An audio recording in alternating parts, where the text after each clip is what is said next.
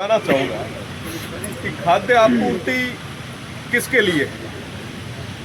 हमारे सोसाइटी में वो निचले तबके का वंचित शोषित व्यक्ति जिसके पास 2 समय का भोजन नहीं है, वो कोई भूख से यहाँ पे परेशान ना हो, उनको खाद्य मिले, उनको 2 समय की रोटी मिले, उसके लिए खाद्य आपूर्ति जैसा ये बहुत सेंसिटिव डिपार्टमेंट अमूमन बहुत कम चर्चा होती है, पर हमने ये बात इसलिए रखी क्योंकि वो तमाम लोग जिनका नाम आज के समय में खाद्य सुरक्षा में जुड़ा नहीं है वो वंचित ना रही।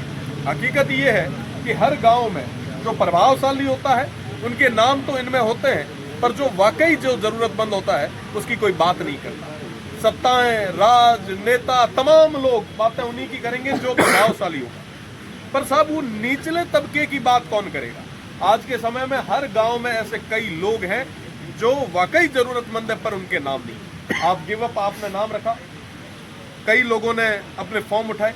मैंने माननीय मंत्री जी से पूछा कि कितने लोग हैं जिन्होंने स्वेच्छा से अपने नाम उठाए और कितने लोग हैं जिनको आपने निष्कासित किया, आपकी डिपार्टमेंट ने जिसको जबरदस्ती निष्कासित किया, और जिनको आपने निष्कासित किया उनके खिलाफ आपने क्या कार्रवाई की। देखिए साहब, जो जबरदस्ती जो उस क्राइटेरिया में नहीं आता है फिर भी अगर किसी गरीब का हक मार रहा है तो उसके खिलाफ कार्रवाई करने की जिम्मेदारी भी तो सरकार की है।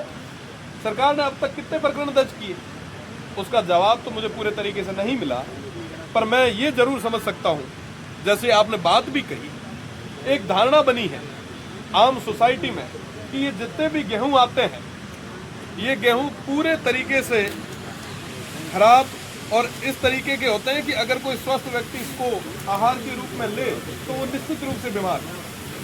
आज हर गांव के अंदर आपको कैंसर के कई सारे पेशेंट्स मिले, और विशेषकर वो निचले तबके के हमारे जो भाई हैं उनमें कैंसर की और तमाम बीमारियों की रेट जो बढ़ गई है। मैं 100% दावे के साथ कह सकता हूँ कि इसमें एक बड़ा कारण ये भी, जब आप रेस्टोरेंट खोलते हैं, छोटा मोटा कोई प्रतिष्ठान खोलते हैं, आप FSSAI से उसको पूरे तरीके से वेरीफाइड कराते हैं, पर साहब ये जो गेहूं बन रहे हैं इनकी बात कौन करेगा, इनको किसने टेस्ट किया। और रही बात दूसरी, एक बहुत जरूरी जो विषय है कि आप एक महीने में एक व्यक्ति को पर हेड 5 किलो गेहूं देते हैं। अगर 5 किलो को 30 से भाग दूं तो 160 ग्राम होते हैं, उसको भी अगर आधा करें तो 80 ग्राम एक टाइम का। 80 ग्राम मतलब आप सोचो कि गाँव रो आदमी है जिसको 3 टाइम जिमे, गाँव में ना जो काम करने वाला आदमी 3 टाइम जिमे, वो ना 80 ग्राम दे तो वो का मन लागे तुम दाढ़ में अटक तो हुई एड़ी स्थितियां हैं।